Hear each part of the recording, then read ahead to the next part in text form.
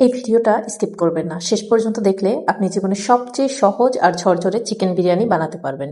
প্রথমে আমরা খুব সহজ কিছু ইনগ্রিডিয়েন্ট দিয়ে শুরু করব, আর আমি আপনাকে দেখাবো এমন কিছু ছোট ছোট ট্রিক যেগুলোর কারণে আপনার বিরিয়ানি একদম ঝরঝরে আর পারফেক্ট হবে, একদম রেস্টুরেন্ট স্টাইল। প্রথমেই আমি এখানে নিয়ে নিয়েছি 700 গ্রাম চাল।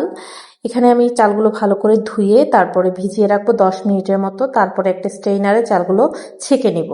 এরপর আমি নিয়ে নিয়েছি 1 কেজি চিকেন, যেটা আমি ভালো করে ধুয়ে কেটে নিয়েছি এবং পানিটা ঝরতে দিয়ে দিয়েছি। এবার আমি একটা প্যানে তেল দিয়ে এরপরে দিয়ে দিয়েছি আমি বড় সাইজের 2টি পেঁয়াজ কুচি। পেঁয়াজটা খুবই চিকন করে কাটতে হবে এবং দিয়ে দিয়েছি 1/2 চা চামচ লবণ। এতে করে বেরেস্তাটা খুবই ভালো হবে। একেবারে দাঁড়িয়ে থেকে খুবই কেয়ারফুলি ভাবে আমি বেরেস্তাটা করে নেব। বেরেস্তা করার সময় একদম বেখেয়ালি হওয়া যাবে না, এতে করে বেরেস্তাটা পুড়ে যাবে। এরকম হালকা কালার হতেই বেরেস্তাটা তুলে নিতে হবে, কারণ পরেও অনেকটা কালার চলে আসে। এবারে এগুলো একটা স্ট্রেনারে আমি তুলে নিয়ে তেলটা ছেঁকে নিব। এবার আমি কিছুটা তেল কমিয়ে রেখে দিয়ে দিচ্ছি আরো 2টি বড় সাইজের পেঁয়াজ কুচি ও 4টি বড় সাইজের দারচিনি টুকরা ও 4টি এলাচ, 3টি লবঙ্গ। এবার একসাথে ভালো করে ভেজে নিয়ে আমি দিয়ে দিয়েছি 2 টেবিল চামচ রসুন ও 1 টেবিল চামচ আদা বাটা। তারপরে একসাথে ভালো করে ভেজে যখন এতে কাঁচা স্মেলটা চলে যাবে তখন আমি দিয়ে দিব চিকেনগুলো অবশ্য পানিটা ছড়িয়ে ভালো করে আদা রসুনের সাথে ভেজে নেবেন, এতে করে চিকেনের যে একটা খারাপ গন্ধ থাকে সেটা চলে যাবে। এরপর আমি দিয়ে দিয়েছি এখানে 1 চা চামচ ধনিয়া গুঁড়া, 1 চা চামচ জিরা গুঁড়া ও 2 চা চামচ মরিচের গুঁড়া এবং যে কোনো ব্র্যান্ডের বাজারে যে বিরিয়ানি মশলা পাওয়া যায় সেই বিরিয়ানি মশলা 1 প্যাকেটের কিছুটা কম রেখে বাকি সবটুকু আমি দিয়ে দিয়েছি। এবারে একসাথে ভালো করে মিশিয়ে এখানে আমি দিয়ে দিয়েছি 2 চা চামচ টক দই। দইটা আমি আগে থেকে পানি ঝরিয়ে রেখেছি ও 1 কাপ দুধ। এবার ভালো করে মিশিয়ে এটাকে আমি অনেকটা সময় ধরে কষিয়ে নিব। মিডিয়াম আঁচে ভালো করে দাঁড়িয়ে থেকে কষিয়ে নেবেন।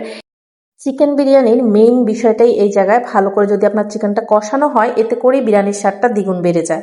তো দাঁড়িয়ে থেকে অনবরত নেড়ে চেড়ে আমি চিকেনটা কষিয়ে নিয়েছি।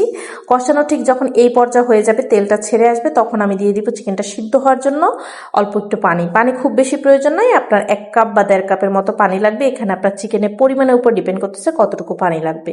এবারে পানি দিয়ে ভালো করে ঝোলটা শুকিয়ে নিব। ঝোলটা যখন আপনার এরকম হয়ে যাবে তখনই আপনি চিকেনটা রান্না শেষ মনে করবেন।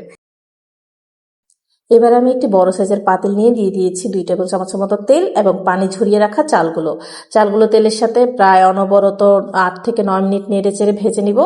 ভাজার কারণেই কিন্তু বিরিয়ানিটা ঝরঝরে হয়ে থাকে।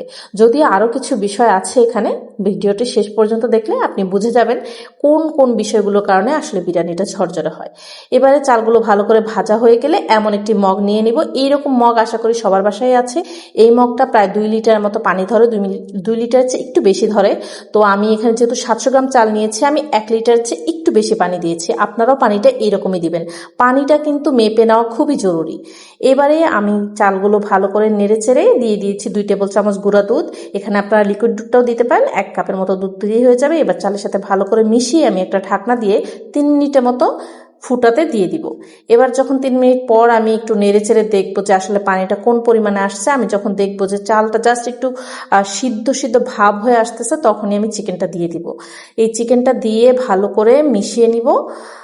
একটু লবণটা টেস্ট করে নেবেন, লবণ লাগলে এই সময় কিন্তু দিতে হবে, কারণ এরপরে আর লবণটা দিতে পারবেন না। তো ভালো করে মিশিয়ে আমি এখানে 5-6টা গোটা কাঁচামরিচ দিয়ে দিয়েছি এবং একটা ঢাকনা দিয়ে উপরে একটু প্রেসার দিয়ে 10 মিনিটের মতো দমে দিয়ে দিব। 10 মিনিট পর দেখতে ঠিক এরকম হবে, একটু পানি পানি থাকবে। আপনারা আবার একটু নেড়ে ছেড়ে দিবেন, কারণ এই সময় অনেকটা নিচটা পুড়ে যায়।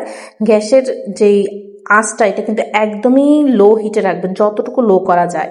এরপর উপর থেকে এভাবে ভালো করে উপর মানে ভাতটা ভালো করে প্লেন করে দিব। আমরা প্লেন করে দিলে এতে করে ভেতরের যে চালগুলো এগুলো ভালোভাবে প্রপারলি ফুটে যাবে। এরপরে আবার ঢাকনা দিয়ে আমি প্রায় 3 থেকে 4 মিনিটের মতো রেখে দিব। 4 মিনিট পর আবার ঢাকনা তুলে আমি পেঁয়াজ বেরেস্তাগুলো উপর থেকে ছড়িয়ে দিব। পেঁয়াজ বেরেস্তাগুলো আমি বিরিয়ানির সাথে মিশিয়ে দিতে পছন্দ করি, তাই আমি একসাথে নেড়েচেড়ে মিশিয়ে দিব। তো এভাবেই আপনারাও বাসায় বানিয়ে নিতে পারেন সহজ চিকেন বিরিয়ানি এবং ঝরঝরে চিকেন বিরিয়ানি। ভিডিওটা ভালো লেগে থাকলে একটা লাইক দিবেন, শেয়ার দিবেন এবং সাবস্ক্রাইব বা ফলো করে রাখবেন। কমেন্টে জানাবেন আপনার বিরিয়ানি কেমন হয়েছে।